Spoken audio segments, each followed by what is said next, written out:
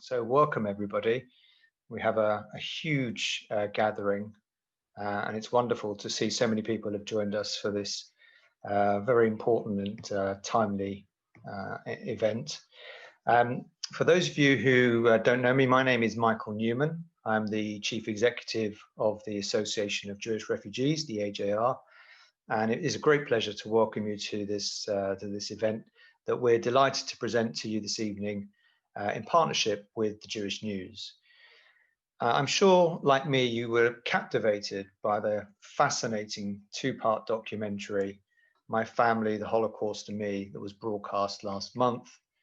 Watching the programs, it was like participating in one of our own events, as the emotions displayed really reflected those expressed by many AJR members and increasingly a growing cohort from our second and third generations.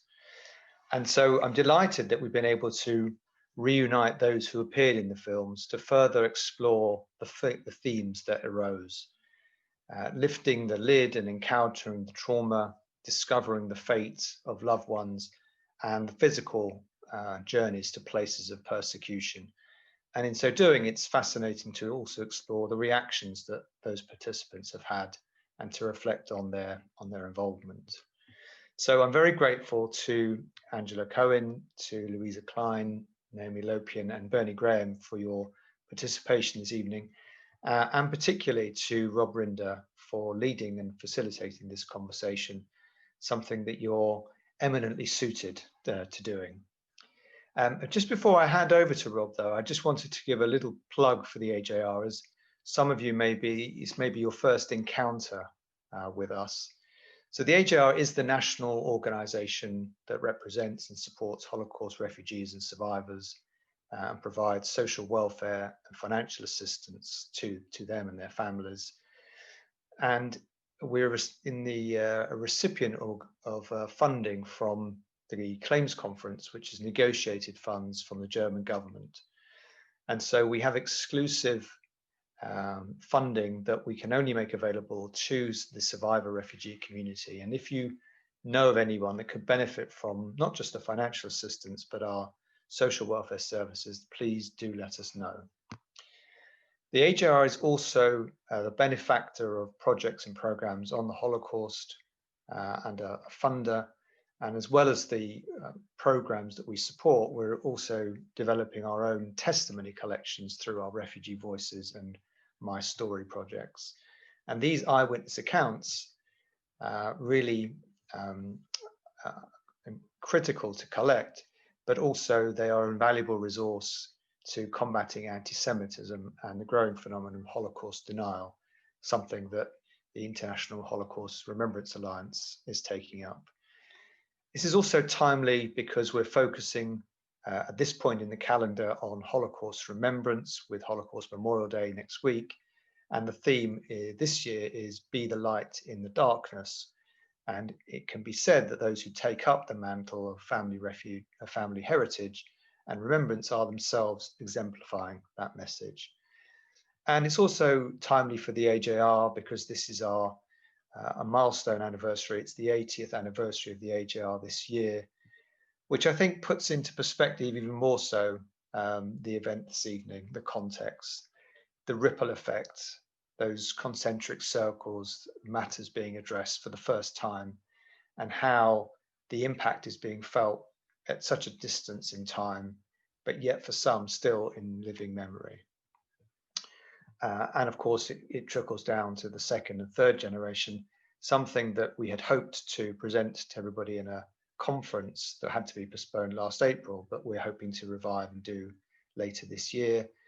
And also because, as I suspect, there's a huge number of second and third generation on the call this evening, that the AJR is developing services and activities for those younger generations. And of course, and what else would you expect me to say, but to encourage you all to consider becoming a member of the AJR. Just a quick note on housekeeping. This event is being recorded and will be available on our YouTube channel. If you can, please do keep your camera on because it's wonderful to see as many faces on those tiles in front of us as possible. but we are muting everybody for the event. So if you did want to ask a question or have a comment, just drop it into the chat function at the bottom of your screen, and we'll try to pick up as many of those as possible, and then put them to the participants on the event. So thank you all very much for being with us. I'm now delighted to hand over to Rob Rinder. And Rob, we're really very grateful that you've agreed to compare and lead this event and ask these questions, and to get to know you personally the last few years as well. So thanks very much for doing it. And now if I hand over to you and your co-participants in your wonderful films. Rob, thank you. Right. Good evening, everybody. Michael, firstly, I want to thank you. And you started by reminding us all about what this year's theme for Holocaust Memorial Day is, and it's Be a Light into the Darkness. And as I have had the chance and gift of reflecting on the work of AJR, it seems to me that this year on your Simcha, which is how we should consider it, it's the underlying essence, the golden thread that weaves itself into the tapestry of who we are as a Jewish people. That despite all of the darkness, we've managed to retain that capacity for delight and joy. That actually AJR's mission has always been one of light, of rescuing, and of ensuring that those who have suffered the most and come out of the darkest shadow of the Shoah were supported. That, alongside all of the work that AJR does, not just supporting survivors, but also making it part of its enduring mission for second generation survivors, not just, again, to get involved, but to share their stories as, without question, the best, the fundamental, and in many respects, the ultimate response to Holocaust denial. So I want to echo in the loudest way I possibly can what you said, which is that anybody and everybody, whether you have a personal connection to AJR or not, should do everything possible to join AJR, to support the amazing and incredibly important work you do, because it's not just you represent the best of who we are as a Jewish community. You're much bigger than that. You tell the world and everybody else that once you are a witness, you're imbued with a personal sense of responsibility to share our humanity story. So thank you, Michael, and thank you, AJR. And on that note of light, it is a real privilege. And one of the great gifts of the documentary that we made was to have built not just something which, as I'll come on to, was enormously popular, but something that's also fundamental and strikes at the heart of what it means to be part of our community, which is mishpocha. You'll hear me use a lot of Yiddish phrases. It's because they land. They have a muscle memory in us, which I think affect us, certainly me, in a very emotional way. And to that extent, mishpocha, my family are here, my family of light. Bernie, Graham, Louisa Klein, Noemi Lopian, and of course, my mum, whose gifts and, the privileges that I've benefited from her are too numerous to mention here, and it's where poetry ends, where prose ends and poetry begins. So we're not going to be able to answer every question, I think, but I'm just really going to, I hope, be able to ask them some of the questions that anybody that watched the documentary wants to know and ended up very sadly on the cutting room floor. I just want to start very quickly, if that's okay, setting out, if you like, what the mission of the program was, how and why we ended up with this family in front of us, before turning really to Bernie, Louisa, Noemi, and Mum and asking them questions. Before I do, I think it's really important to start, as I say, with some light. You're right, Michael, as you introduced this, to remind us not just of the creeping and terrifying tide of anti-Semitism, but the growing availability of Holocaust denial. This program was born really out of the "Who do you think you are" that I did. And some people will have seen that. The story that was followed was of my Zayda, whose centralness in my life is incalculable. He was a survivor. Many of you will know Sir Ben Heathcote. My grandfather's story started in Pietrków-Trzebanelski and went via various camps and finally ended up coming to the UK,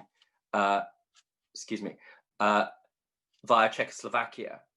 And he was amongst the boys, an organisation which hopefully my mum, who now runs, is going to talk about in due course. What was interesting about the Who Do You Think You Are was that despite being, without question, I say this not seeking anything else than the reality of what it was, which is that I was the least famous person in that group. But nevertheless, it attracted, without question, the highest audience overwhelmingly.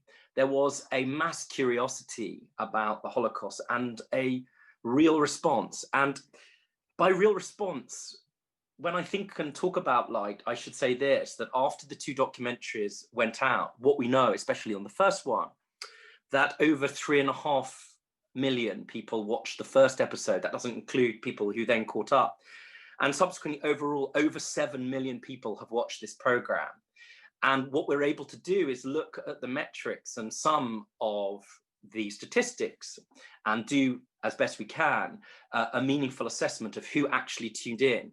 And the interesting thing, and it's, I think, something of a moment of reflection and perhaps a tiny opportunity to consider Light in, as you described, Michael, the increasing shadows that are emerging from communities that may or may not have known anything at all about the Shoah, from communities where we know that there is little, if not any engagement with BBC, with documentary, and in many parts of the country where there is no Holocaust education at all.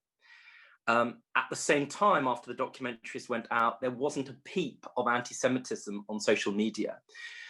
The stories that were told by my family and the Lights that we're about to hear from induced, that might be one word. What they did is that they perhaps triggered a response collectively, which muted some of the darker voices and gave an opportunity of people to discuss things, which I think has been a real gift and something that I feel an ongoing sense of pride, not just about the documentary, but something much more important, which is the enduring tolerance of the British people.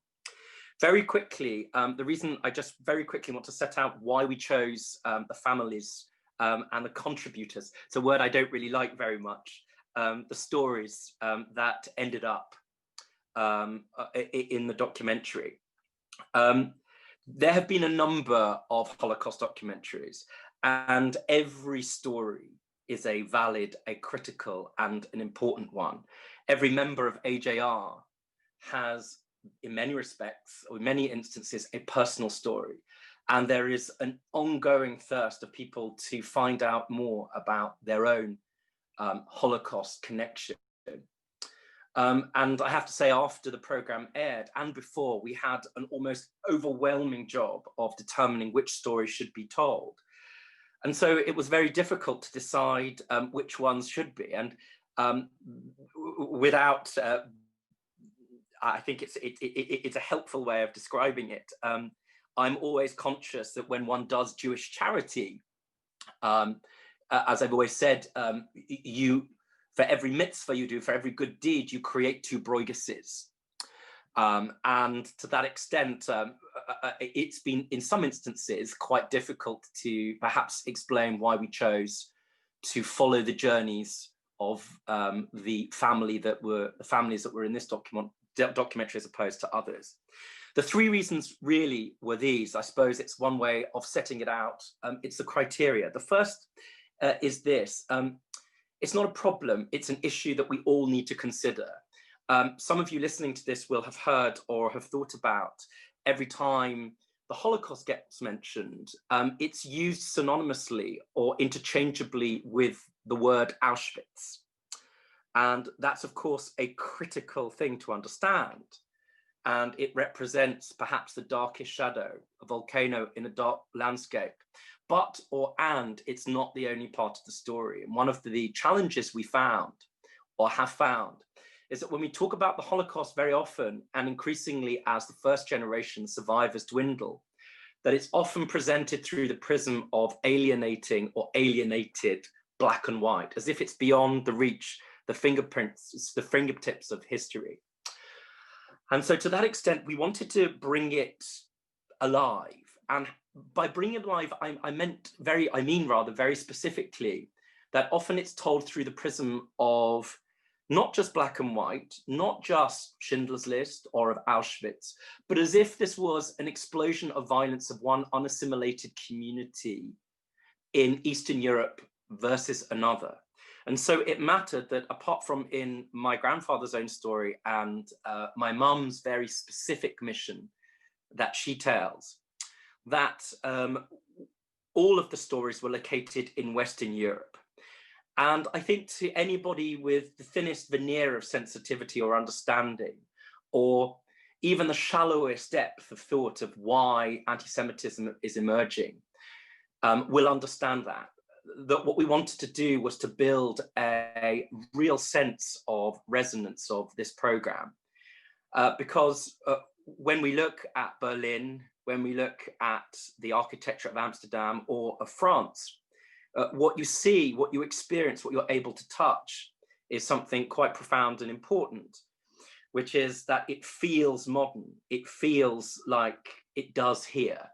And to that extent, what we know is you just need the right alchemy, people to feel aggrieved by a historical treaty. You need economic catastrophe, and you need the wrong person at the right place in the wrong time.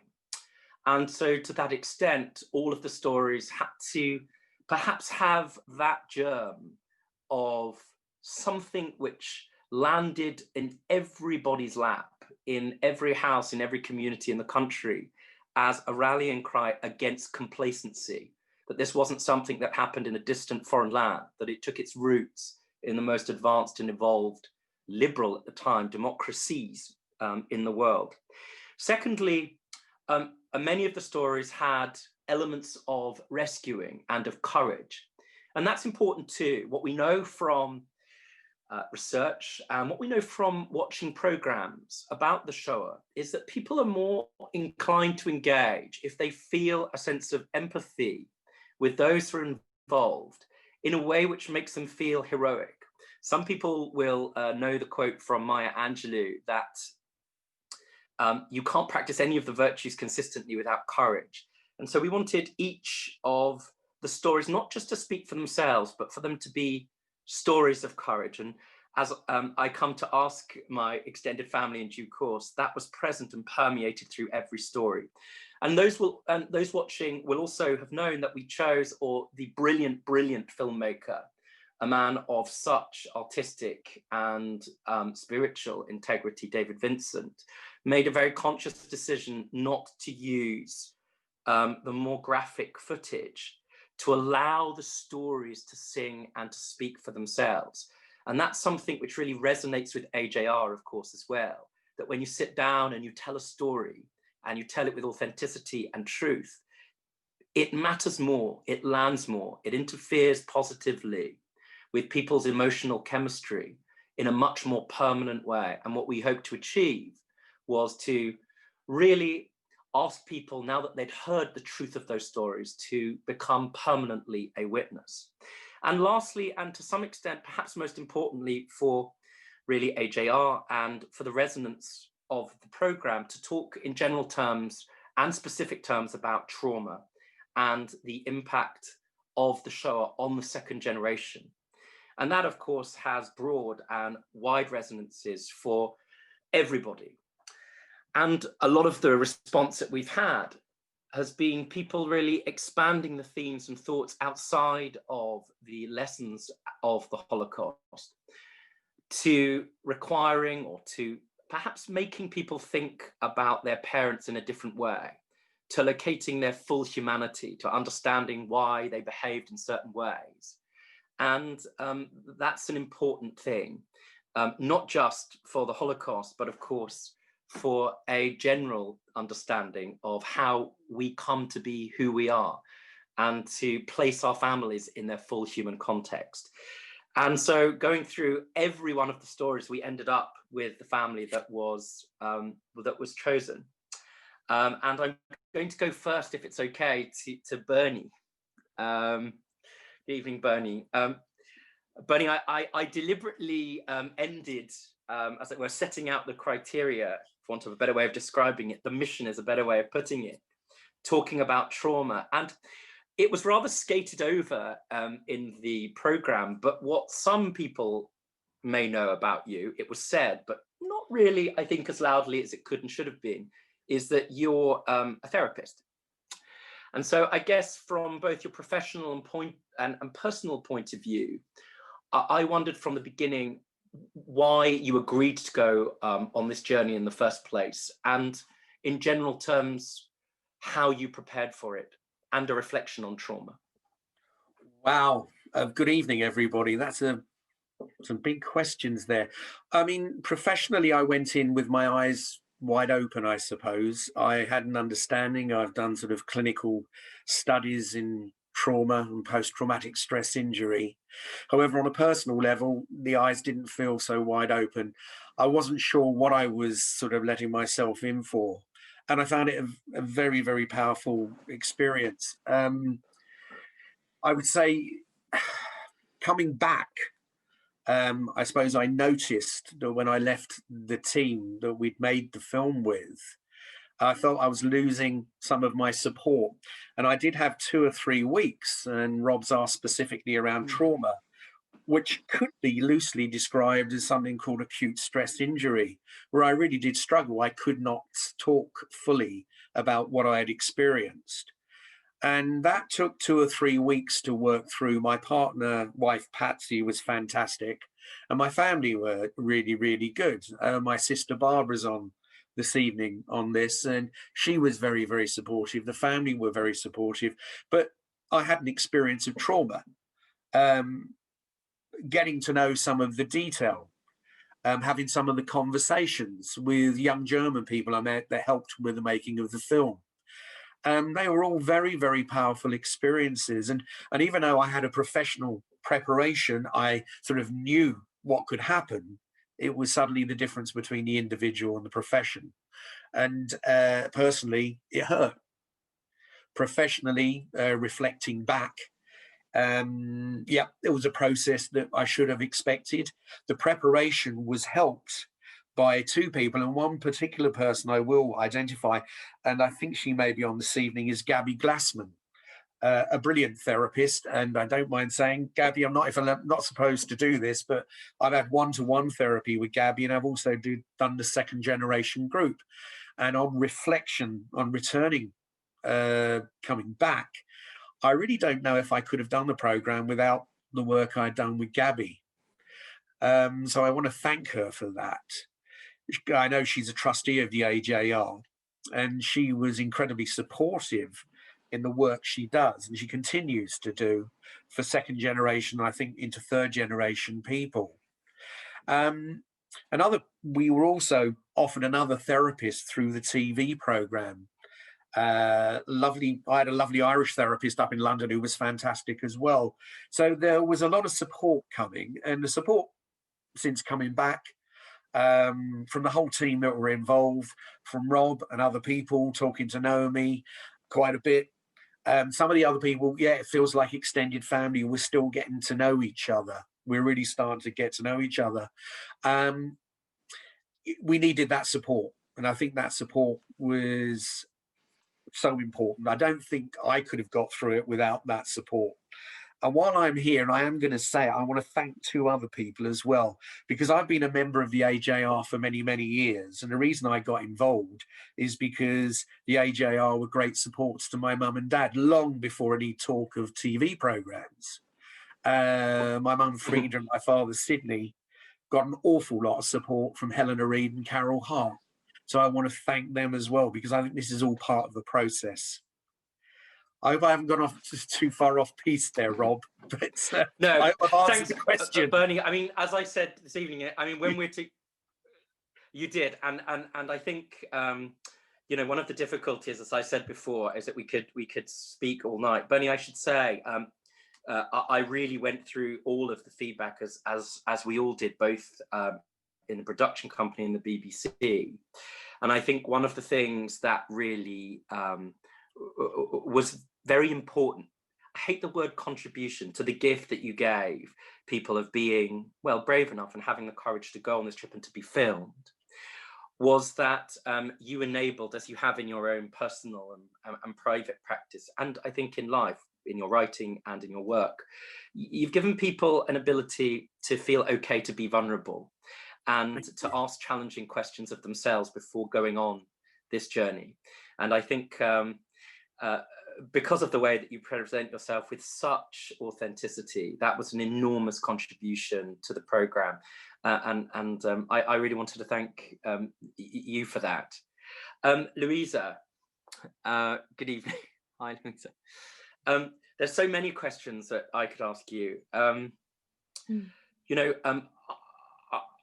you're a little bit younger than me, but you are also second generation. And the strange thing is about the programme is that we didn't meet your mom. So I'd like you to tell us a little bit about your mum's story, and also to tell us about how it felt when you found out about Else. And then, because we don't have sufficient time, I'd like you to talk about something which I'll nudge you on if you forget, which is something very difficult for the programme and ended up on the cutting room floor, the profoundly moving story of Geen and Henk, that I wish had made it to the documentary but didn't. Yeah. So I mean, the amount that was actually to the final cut of the documentary was a tiny part of the experience that my sister and I went on, and the journey that we went on in Holland. Our mum was born in 1939 and was given away as a 2-year-old, I think 2 or 3 years old. She was given away to a different family in order that my grandparents could separate, go into hiding, and hopefully survive. So they made the decision to give my mum to a different family. So we then went on the journey, and we went to the house where she was hidden in for 4 or 5 years. And I remember having such strong reactions to specific buildings, thinking this is the banisters of the house that she held on to. This is the tree that she looked out of the window and saw, albeit it's probably a bit taller now. So it was such an incredible gift and journey to see and to understand my mum a lot more, really, and to see how she'd always actually spoken of it in a relatively happy, peaceful way, and you could see it was a lovely place where she was. And you know, as children, they accept life for what it is. So therefore, she accepted her life at that moment outside of Amsterdam, away from her family. But she was so young that she embraced the new family, and of course, the emotions that came up with that for me during the program were also enormous gratitude to the family that saved her, and sort of admiration and sort of pride, I suppose, of these people that they were brave enough to do that. And Louisa, can I ask you the story about your mum's sister who was given away as a... Yeah. So my auntie was also given away as a newborn Louisa, baby. your mum's sister, Auntie Lee, who we didn't... Yeah. My auntie Lee was given away as well as a baby, and after the war she was given back aged probably 4, and the family that gave her back turned around to my grandparents and said, 6 million Jews died, why did you survive? And they said this because they had had 4 years of a baby and they didn't want to give her back. And as much as it's sort of, it's a terrible thing to say, it's understandable in a way. And sorry, it gets me very emotional. I didn't realise. Louisa, Yeah. there's a story that was on the cutting room floor about Geen and Henk. Yeah. So the story on the cutting room. And sorry to interrupt you. It's an extraordinary story. My grandfather is an architect, and we were. My grandfather was hidden during the war, and we turned up at a house in the middle of Holland, a very small little town, and a man opened the door, about 90 years old, and he said, we said to him, oh, hello, what's your connection with our story? And he said to us, I provided your grandfather with all of his fake ID and all his hiding places during the war. And as a thank you for this, he built me this house. And so we went into the house and we looked at the furniture. We looked at everything in the house had been sort of thought of and built by my grandfather and by this man, Henk. And it was very much a visceral feeling of closeness to my grandfather that I hadn't felt probably ever. And Henk was a fantastic, I mean, he had a twinkle in it. He told us these stories of working within the resistance because he was very active in the resistance. And he was extraordinary man. It's something, that will stay with me forever. Teresa, I mean, you're a very well-known and very brilliant actress, and a long-term friend. And it was really interesting to watch how you responded to this. And one of the things that I'll always remember is when you walked around this house where the entire thing, every brick and all the furniture as well, of course, had been designed by your grandfather. And people won't know this about you, but you've had an obsession with this sort of furniture over the years. Yeah. And a lot of this furniture you've drawn without ever seeing the house. And also, so you've got scrapbooks of it or furniture you've collected. Do you remember the message that you sent me when you went into that house? I know I'll never forget it. Yeah, tell me. I've a message which I've a screenshot of it when you said this house is in my soul. Yeah, it really was. It really, really was. It was a physical sensation, it was an extraordinary moment. Noemi, thank you, Teresa, thank you. And it was, I mean, of course, you with your sister being there precious. Together, and the courage sisters. That you were able to sorry. Two sisters going on a journey, learning about two sisters, this is precious. But precisely, which you did, I think, with such openness and kind of emotional literacy. And it was very interesting and quite different when the two of you sat there together and you felt, very interestingly, a kind of sense of strength and pride at the end of hearing the story of Els. Sure. It was empowering to listen to. Did you feel empowered by the end of it? Absolutely. And as you can all tell, I'm quite emotional about it all. And my sister is far more controlled, shall we say. And by the end, we'd gone on this journey together and we'd experienced it, the same thing in very different ways.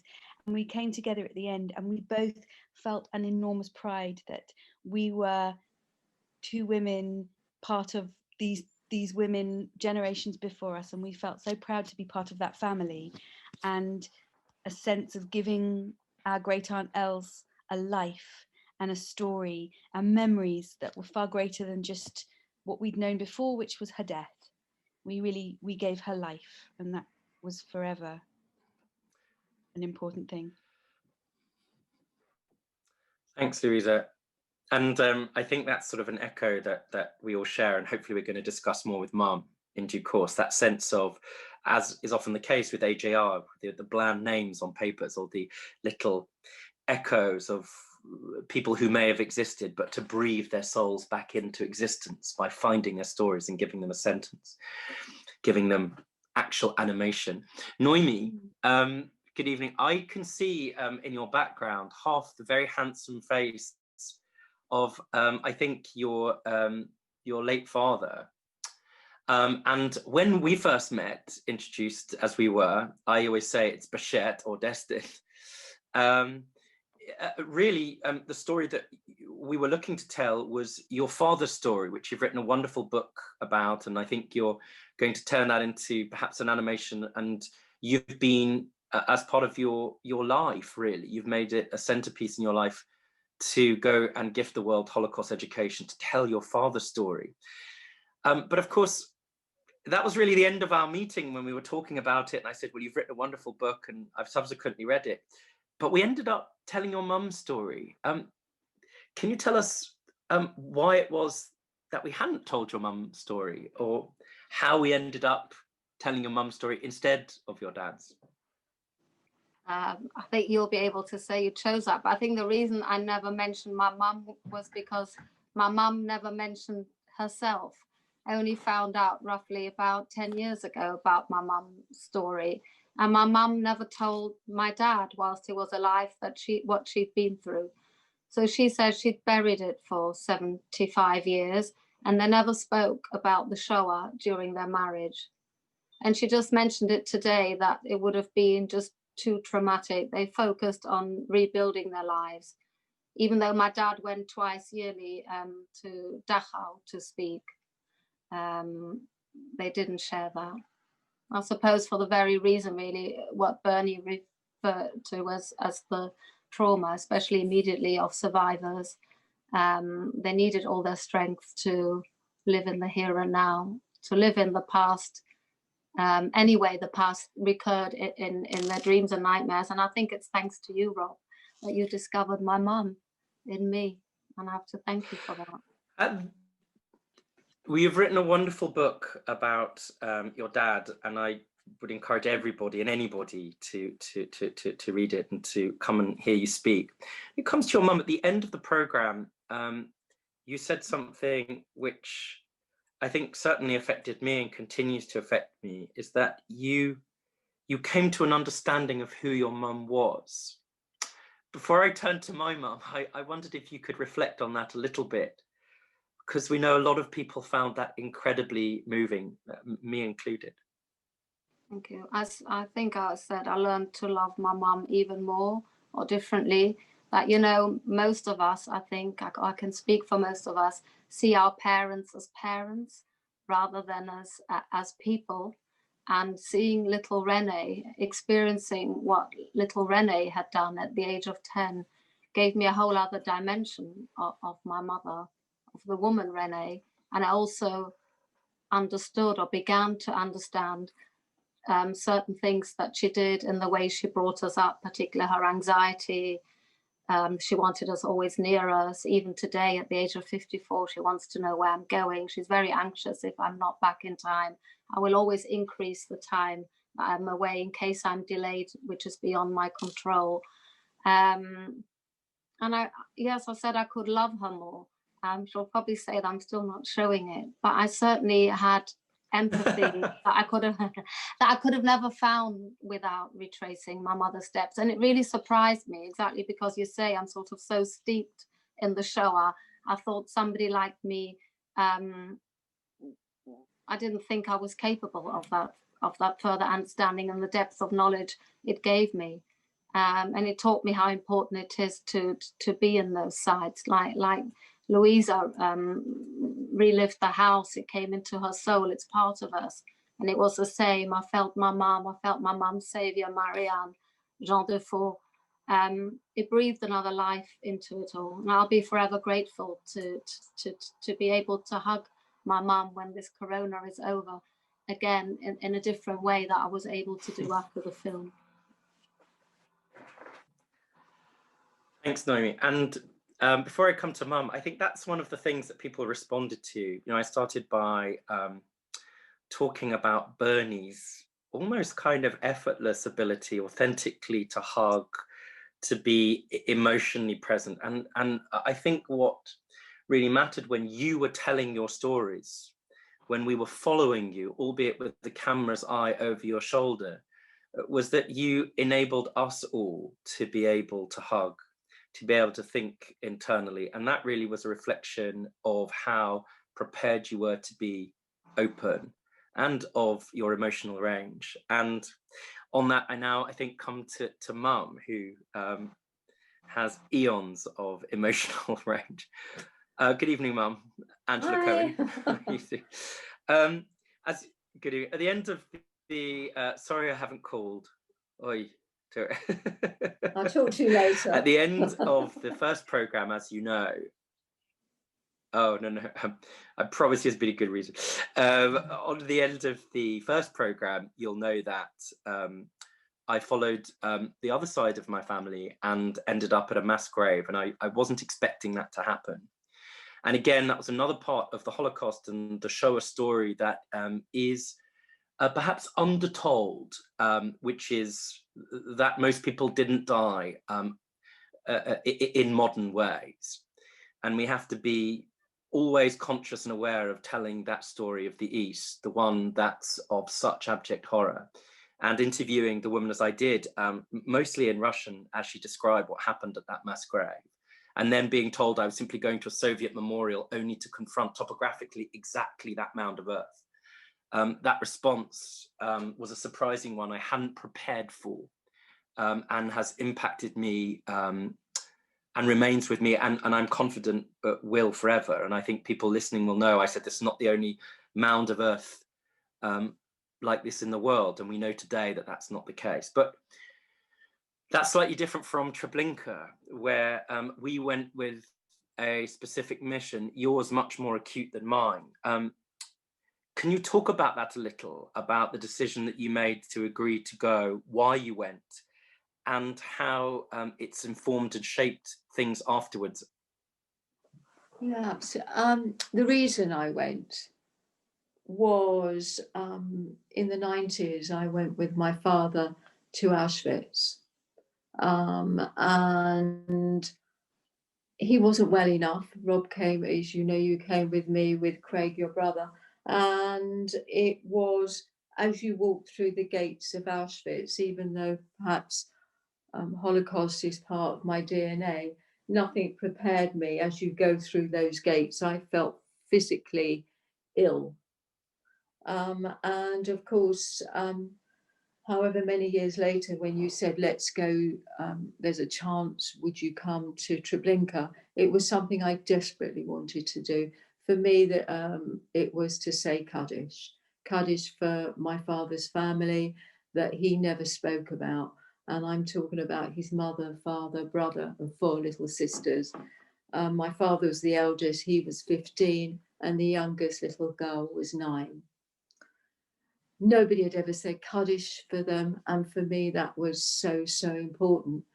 I think what Rob's getting at is that when we arrived at Treblinka, I think I expected the gates of Auschwitz, and when we got there, it was the strangest thing. It was really like going for a walk in the park. It was green, it was verdant. We were walking along, and I was waiting for that feeling of Auschwitz. And as we were walking along, David, the filmmaker, and his team said, the oldest survivor, Leon Ritz, is here. And my God, this incredible 90-year-old man saw us, we saw him, we cuddled. And the way I describe it, and it's the only way I can describe it, is if you go in to a house, just a normal house, and somebody says to you, you see this little room here, this is where a family were murdered. And suddenly this house, you can feel the ghosts. Well, that is exactly what happened to me in Treblinka. The ghosts came out of the ground. At one point when we were talking to the professor, our gorgeous Caroline Sturdy-Collis, and she told me that 10,000 people died every single day, 10,000. And my family would have lasted 35 minutes from when they got off the train to when they were murdered. I held on to you for dear life because I physically felt my legs go. I wasn't expecting that, Robert, ever. And I don't think anything can prepare you for that kind of thing. Do you remember standing there with Leon? And I should be clear to anyone watching this, neither of us, the filmmaker And this would be true of our broad family of Bernie, Noemi, and Louisa. None of us knew what was coming, and that was kind of part of the decision-making of being involved, that we allowed the journey to unfold as alongside the viewer. You or me didn't know that Leon Ritz was going to be the last human being to stand on that earth where your aunts and uncles and grandparents are buried. Do you remember what he said when you reached for Zeta, Grandpa Zeta's? You had a siddur, and you were going to. I was going to say his name, and he's quite firm, quite religious. Not only did he encourage you to say Kaddish, but do you remember the words that he used? I'll never forget. Yes, sorry, like Louisa, I always get very emotional when I think of this. I thought as an older man, I would ask him if he wanted to say Kaddish, and he very much insisted that I did it. And I said to him, this is for your family. And he said, no, no, no. This is for Kol Yisrael. This is for the whole of the Jewish race. And I will never forget that. And perhaps just having him stand there and be able to say that was one of the most poignant moments of the whole trip. It really was. Yeah.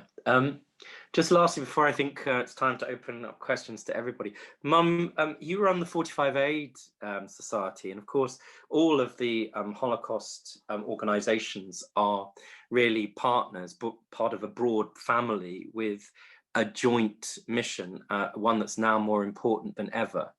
Can you just talk a little bit about its work and how you ended up becoming its chairman? Sure. I run the 45 Aid Society. 732 Holocaust survivors came to the UK in 1945. And they became known as the boys, although 180 of them were actually girls. And they settled in this country. And then my mentor, and one of the most brilliant people I know, Sir Ben Helfgott, decided it'd be wonderful to get together and form an organisation called the 45 Aid Society that will look after the boys, give back to their adopted country, and teach the lessons of the Holocaust.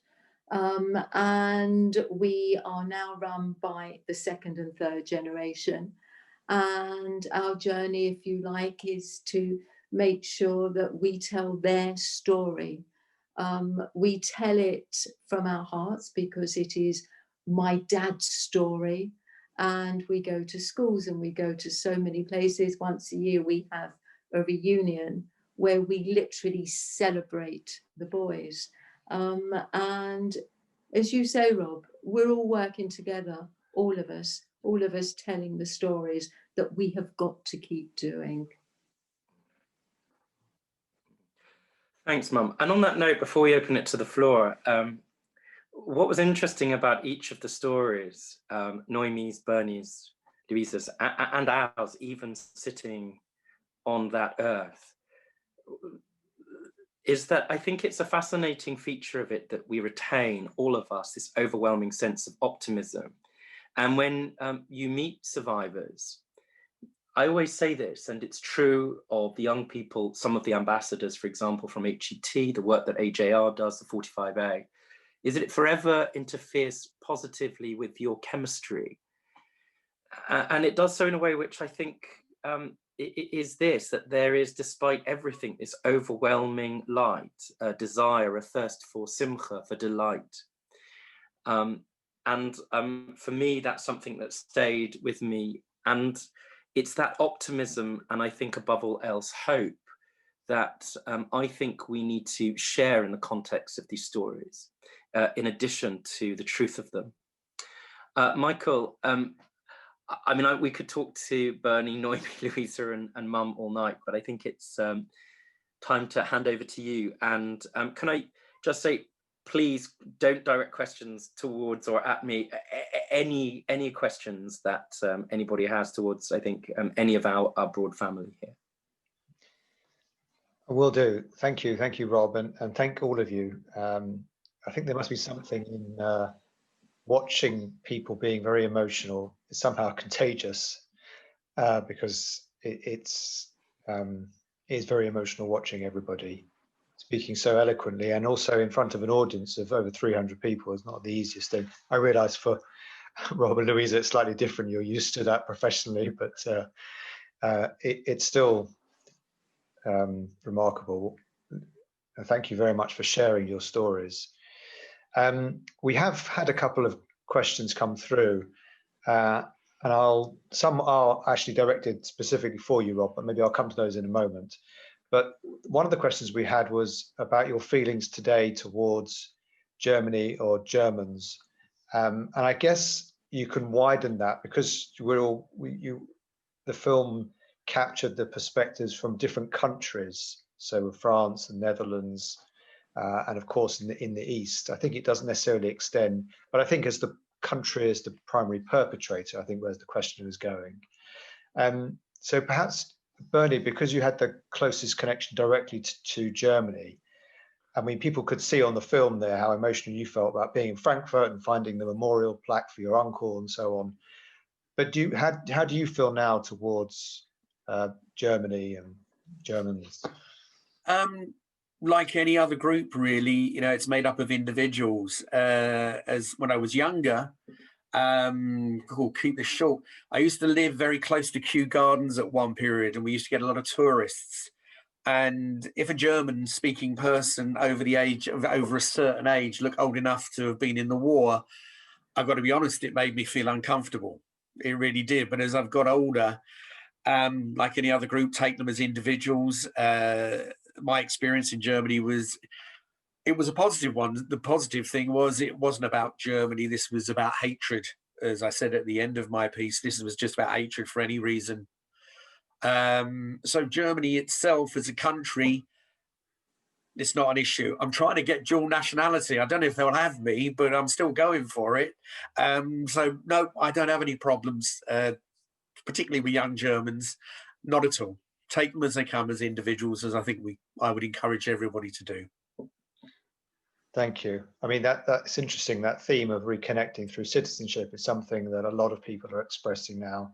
It doesn't extend, it sort of extends beyond Germany. It's EU-wide. And so we've Czechs and Polish and Hungarians and so on. For me, Mike, very, very quickly, I was just going to say, it's reclaiming entitlement. There's a part of that in there. It's something that I was taken away from me. I feel I'm entitled to have that as well as anybody else. So that's part of my process. Yeah, and similarly, people have called it a restitution, recovering what was rightfully theirs. Louisa, can I ask how you feel, perhaps not specifically to Germany? Well, I mean, it's interesting. It's an interesting question because my sister has moved to live in Berlin now. So she has, speaking on behalf of her who's not here tonight, she's living there, and I think she struggled to begin with, but now I think certainly in Berlin, they are owning their past and they're holding their hands up to it. They recognize and face up to all that they have been responsible for in a way. And there is an enormous Jewish community in Berlin now. There is a huge Israeli community out there. And I certainly can say, I think she's very happy there now. As far as I'm concerned, when I go to Holland, it feels extremely familiar to me, the language, the accents.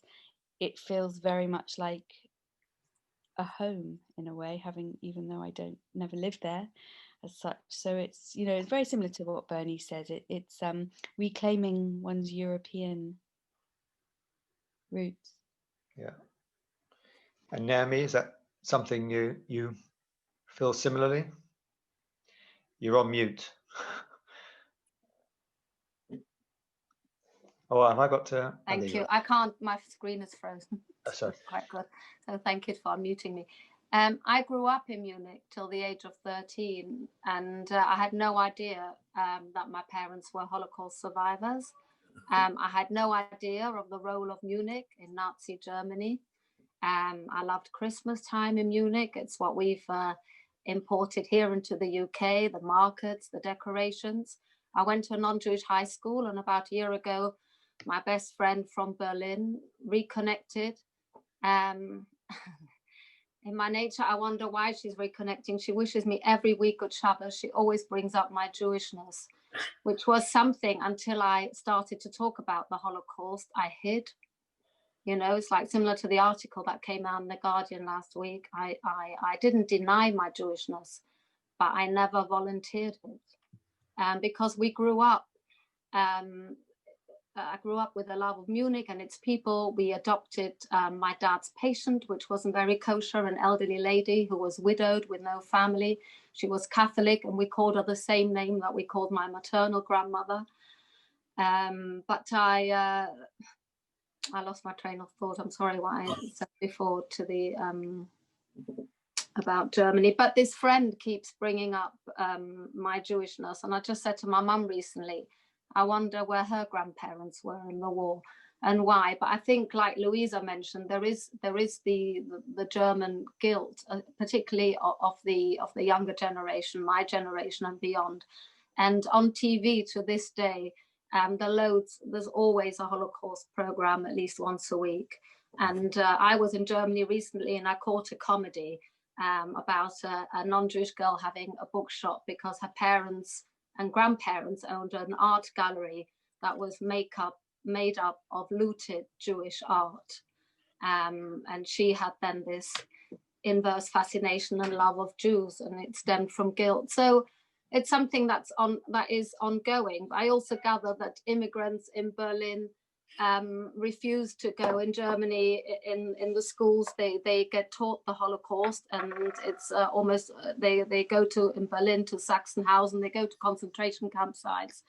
The immigrants refuse to do that. So there's problems, but you know, I believe in education. I believe in dialogue. I'm glad that the Germans are addressing it. And as time goes by, we need to continue to address them, and we need to remind them. Thank you. Another question here, which I might start with Angela then, because the question asked, having visited many Holocaust sites across Europe, East and West Europe, she does not find them depressing, but more reaffirming the resilience of human spirit. And she wonders how others feel. So I suppose it's really, Angela, having come away from visiting Treblinka, how you feel now about it. How I feel about having been, or I come from an amazing father, a father that never taught me hate, that never ever said, why did it happen to me? And the boys from the 45A, the 732 boys of them, look forward and look positive. And the past is something we have to learn from, not that we have to hate from. And I think that perhaps having been to Treblinka, and yes, of course, it took me time to get over it. Of course it did. You know, I came home and I didn't I didn't say anything. I had a cup of tea. I didn't make any phone calls to my sister, my other son. I couldn't talk about it. But if nothing else, perhaps what it has taught me, Michael, is you have to learn the lessons and teach the lessons so it doesn't happen again. And we all know, we all can't bury our heads. Anti-Semitism is happening. It's happening in Europe. And my God, you know, the last year, 18 months ago, whenever it was that we had the election, you couldn't pick up a newspaper in this country without speaking about anti-Semitism. So yes, we are resilient, but my God, we've still got to talk about it and discuss it. Thank you. I'm conscious of time, so we're going to try and get through that. There's a bigger question here about the role of informing school curricula on the issue of anti-Semitism. And given the programs, whether there's a role in teaching specifically about the dangers of anti-Semitism and whether the curricula could be improved. I mean, maybe this is one for the educational organisations rather than the social welfare ones. But I don't know if anyone has a particular view on whether they've come across the experience of teaching of the Holocaust. I mean, I personally, I have 3 young children, and I found my children are still a little bit young, but I have friends who may be kids 2-3 years older, and they're 9, 10, 11 years old, and they watch this program, and it was one of the first sort of introductions of education into the Holocaust for them, because it was accessible and it had stories without excessive images of really traumatic pictures as such. And I thought that, I just wanted to say actually, for with Rob, that it was a program that enabled people to open conversations with young kids. I know it doesn't really answer your question, but I just thought it was. I think that answers it really well, actually. Michael, it's the answer is it's patchy at best. I mean, look, I don't ever answer questions equivocally. I mean, I think it speaks for itself that there was some talk about it making it a critical part of and in fact, a mandatory part of the national curriculum, but it's not. And we know from the research and we know from the response that there are huge swathes, and by swathes, I mean millions of our neighbours who knew or know nothing at all of the Holocaust. And it seems to me that, I say this with no difficulty whatsoever, that the uniqueness, and I must emphasize this, that there is an ongoing challenging conversation about placing the Holocaust in the context of different genocides. Somebody, I think, once described it helpfully as a volcano in a dark landscape, but it's uniqueness as it confronts modernity, that sense of, as I repeat what I said earlier, about us descending as we can so easily from our complacency of a less liberal democracy into that because of that, its urgency demands of us that it's taught in every school, and not as part of the curriculum where young learners get the chance to choose or to opt out of it, as often they do. So in some cases, as you'll be aware, Michael, and some educators listening to this will be aware, it's only taught, for example, once somebody decides to take on history GCSE or A level, for example.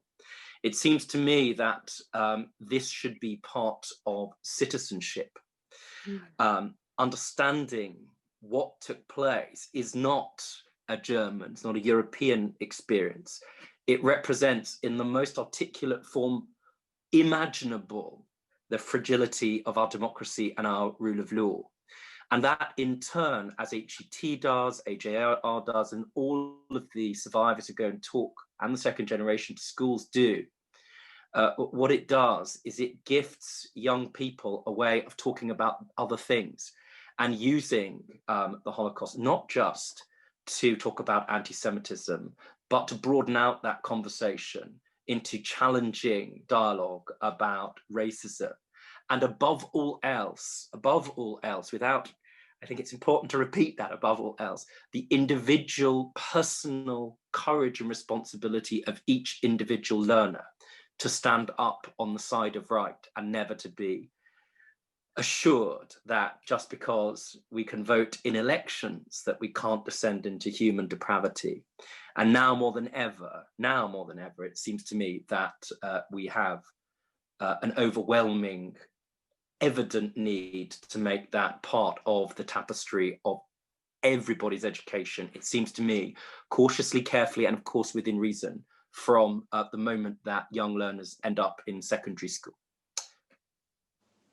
I have to say that I've started to go into primary schools because I believe in something called layering, that you can start very young.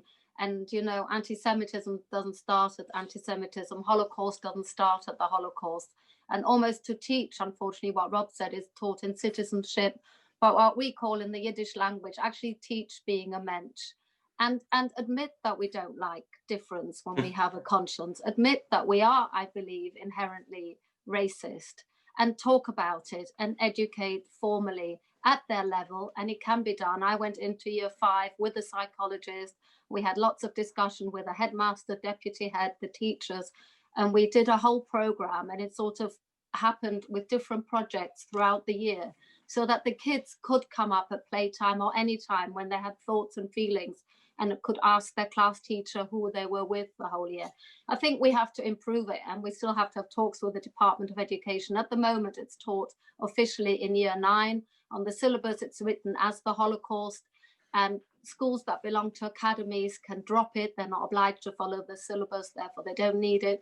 And it depends how busy teachers are, and it's still very much taught as ad hoc, unfortunately. University College London have just brought out a book for secondary schools. And so we have to still do a lot of work. But I do believe in dialogue, education, and starting at a young age and then repeating it throughout the years. Yeah, I think that's a feature of Holocaust. The BBC is making the Centre. documentary available, by the way.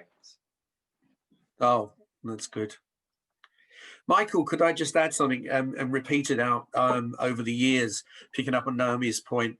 I have been presenting since the programme. It was going to happen anyway, but the programme sort of really encouraged it. I present now a seminar on transgenerational trauma, and that's focusing on the Nazi Holocaust and also the Black slavery experience. And it's been a very interesting reaction to the whole thing, because what Rob was saying is using teaching about the Holocaust as a basis to explore hate and addressing issues around hate, around a whole range of issues, you know, whether it's to do with any kind of, you know, sexuality, you know, whatever group it is about. It's about addressing hate fundamentally. And I think it needs to be reinforced in adults, because there's adults that don't know about it. There's those that do claim they know about it, but they don't know about it. And I think we have to continue the message at all levels. So I totally echo what Naomi said. And the response to the transgenerational one has been, you know, very, very powerful. And it's proved a very emotional experience to deliver it. And also the recipients, it's been very challenging for them as well, particularly people outside groups. It's a difficult one to describe, outside groups that may have been sort of at the butt end of persecution or hate. People, it's a real eye opener for those people there, because one response I get basically said, one question I had was, why do you keep on going on about it? Why don't you stop talking about it? And that's because it still goes on now. It hasn't gone away. We're talking about history, but it's life now. It's current. And that's why we need to keep on. What we saw at Capitol Hill, Camp Auschwitz on the T-shirts, you know, the far right in America, Europe, all over here. You know, I think children definitely, but it's got to go all the way through and keep it going. Oh, thank you. Thank you very much for saying it so eloquently, so powerfully. I mean, just looking at the chat, a number of people saying that they have been speaking to their children or their grandchildren at young ages. So there does seem to be this phenomenon of teaching it to ever younger groups of people. And I know that the National Holocaust Centre are developing a program for primary school children as well, years 5 and 6, as an entry level. But that's what I picked up on the film, that this was very much as an introduction for some people, because it was done in a sanitized way that people could relate to, and also that it concluded with, you can't say it was necessarily positive, but it was certainly, people felt that the experience of having gone on the journeys was one that they were benefiting from. There are some other comments here about people also, their parents were speakers in schools. A lot of people are saying that they went for many years, and also that the humanity that they experienced from their parents' experience from the schools and the school pupils were listening to the stories. And I think comes back to something we touched on earlier, that there wasn't the audience to listen to this many years ago, but there is now. And the survivors themselves benefit from the audience being so attentive to the stories. I think we've come, just quickly scrolling through here. Does AJR do any work between conversations between descendants of survivors and Nazis? I know that there have been individual people that do that, but we as an organisation, that's not some work that we've undertaken. But we were listening to an event last night with Philippe Sands, who's obviously the second generation who's done that very thing. I co-present with a grandson of a Nazi. Oh, you have? Okay. Do you want to say a line about that? Mhm. Yes, I do. I found him on. He always says, "Where? How did we find each other?" I had this idea for a while, and actually met two Nazis, but didn't click with them. I call them Nazis, descendants of Nazis. So even with descendants of Nazis, you need human chemistry, and for various reasons, it didn't work. Even though one man I only met on Zoom. And then on Facebook, under an Aish site, Derek Neiman came up and they said he was a grandson of a Nazi. And I put a flippant comment, I'd love to meet him. And somebody put us in touch. And we get on very well. We call the talk Speaking Across the Divide. When I first met Derek, I didn't have an intellectual response. It was an emotional response because his background was very much in my foreground, in my mind. And his wife came with, and she wanted to organize our talk and our first meeting. And on the computer, she put Derek's grandfather in his Nazi uniform next to my dad. And my cheeks are red now, but believe me, ladies and gents, my whole face, I think, erupted in redness. I just had I felt physically ill because I felt I hadn't asked my father permission. And to have these two next to each other just felt terribly wrong at the time. So for me, it's been a personal journey as well, learning to trust Derek, becoming Derek's friend, which people can see is real. And really the message to the school kids and universities, and we've been to cabinet offices, judges, international schools, is that everybody has the ability of being good and evil. You don't have to be extraordinary. The messages are quite simple. It's going back, Rob said it so much more eloquently, to Rob's eloquent introduction. You know, Hitler was the leader at the right time for Hitler, at the wrong time for us. Ordinary people are capable of good and of evil. And you see that in all our stories in the films. And it's teaching them and making them aware and to make safe choices while they can do it. And I think it's very powerful for people to see these two different origins coming together, giving the same message and explaining the different walks of life, one perpetrator and one was made to be a victim. I hate to say that they were victims. They didn't start off as victims. The Nazis made them into victims. Michael, can I just piggyback a tiny bit off that? Say, firstly, thank you so much, Noemi, and it's so inspirational, that work that you do. I know a little bit of it. We talked a little bit about it, if you remember. We met that fateful day.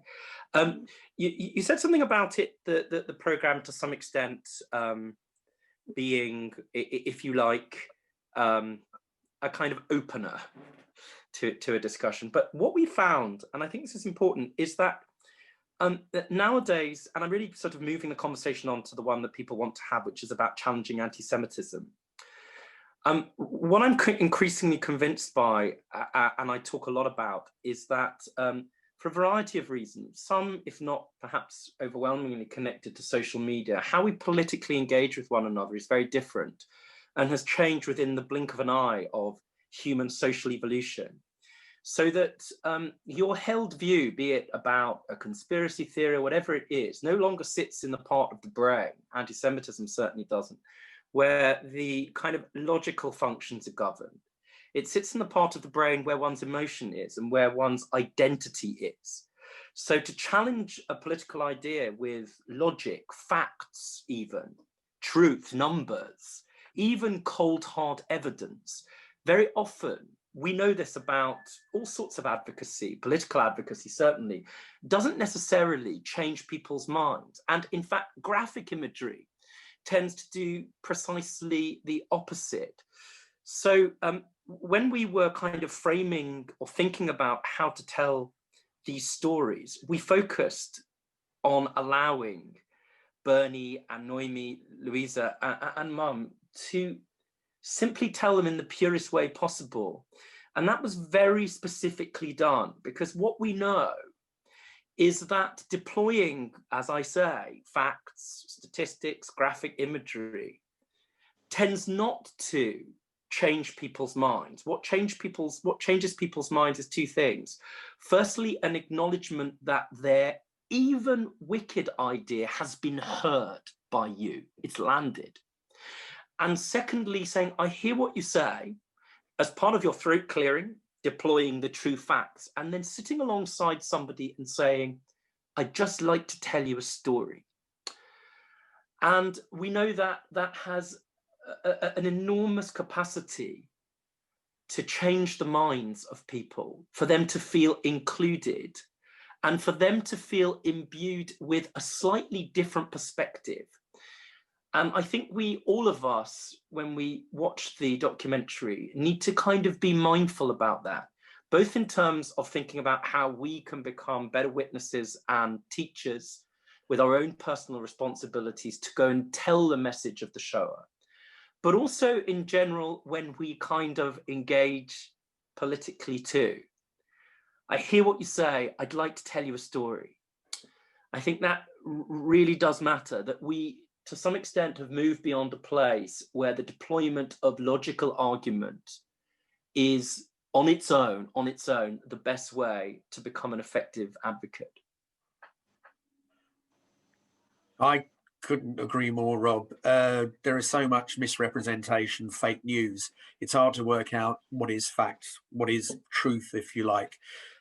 One thing I would say very, very quickly is one of the strongest, powerful responses to the program I've had, that a person that I used to support in my work, her partner got my phone number from that work, and her partner had been a member of a neo-Nazi party. And exactly the way Rob described, he told me, I watched the program, it really made me think. I was really surprised to get the phone call. And I think telling the story, giving it depth, not just the facts, which are so unreliable these days, really has that impact. So, Rob, I couldn't agree with you more. I think when it becomes personal, when you see an individual story, it has so much more power, so much more power.